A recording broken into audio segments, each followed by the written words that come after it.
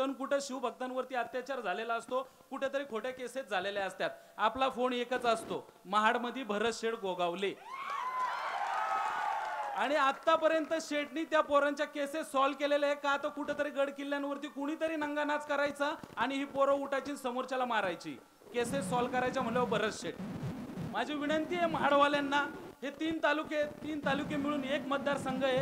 तुम्ही आपण सगळे इतके भाग्यवान आहोत की तुम्हाला नेतृत्व करण्यासारखा आमदार मिळालाय, ते म्हणजे भरत शेठ गोगावले. असं व्यक्तिमत्व कुठेच होणे नाही बरं का. महाराष्ट्रात बरेच आमदार आहेत, खूप दानशूर आहेत, खूप जणांकडे पैसा आहे, खूप ताकद आहे, खूप काही आहे, पण दानत लागती ना, ती दानत जर महाराष्ट्रात कुणाकडे असेल ना, फक्त आणि फक्त भरत शेठ गोगावले. माझ्या आणि शेठचे शेठ, मी स्कूलमध्ये असल्यापासून आम्ही रायगड किल्ल्यावरती येतो. तिथीच्या पण राज्याभिषेकाला आम्ही असतो, 6 जूनच्या पण राज्याभिषेकाला आम्ही असतो. लहानपणापासून जर कोणता आमदार मी तिथं बघत असेल ना, भरत शेठ गोगावले. कारण दाढीचं आकर्षण आम्हाला लहानपणापासून होतं. छत्रपती शिवाजी महाराजांच्या चेहऱ्यावरती त्यांची दाढी होती, ती दाढी बघितली की आम्हाला ही दुसरी दाढी दिसायची, ती म्हणजे रायगडच्या किल्ल्यावरती.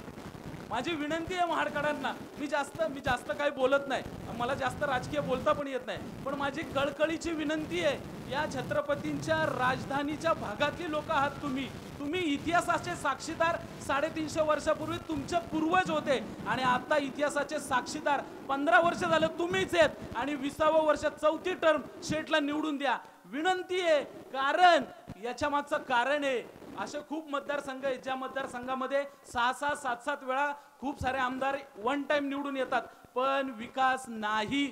शेठच्या पोराचंच नाव विकास आहे, लक्षात ठेवा. त्याच्यामुळं सगळ्यात मोठं कॅबिनेटचं खातं जर कोणत्या मतदारसंघामध्ये येणार असेल ना, तर तुमच्या मतदारसंघामध्ये येणार आहे आणि या मतदारसंघाचा कायापालट होणार आहे.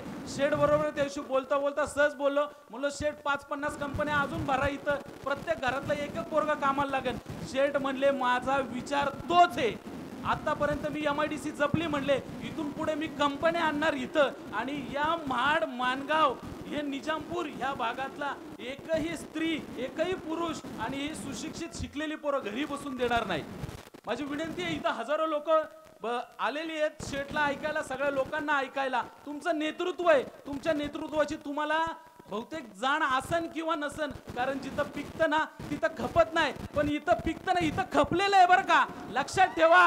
कारण हा हिरा आहे, या हिऱ्याच्या आहे ना चेहऱ्यावरती आहे ना कायम तुम्ही आनंद बघा. शेठला कधी हिरमुसल्या नजरेने कधीच कुणी बघितलं नाही ना, आम्ही बघितलं ना कुणी बघितलं, पण शेठ ही अशी धगधगती तोफ आहे ना, अशा किती कोण येईन कोण जाईन माहिती नाही, असे कितीतरी वनवे पेटलेले शेठ मध्ये ताकद आहे विजवायची.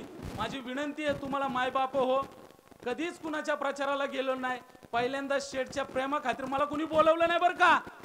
मी, माझा मित्र स्वप्नील मोरे पनवेल वरून आम्ही दोघं तिघं आलो, निलेश, आम्ही शेठच्या ताफ्यामध्ये गाडी घातली, म्हणलं शेठ काय नाही 5 मिनिटं बोलायचंय, आवर्जून आलो. माझी विनंती आहे तुम्हाला, हे नेतृत्व निवडून द्या, महाराष्ट्रातलं सगळ्यात मोठं नेतृत्व आहे, लक्षात ठेवा.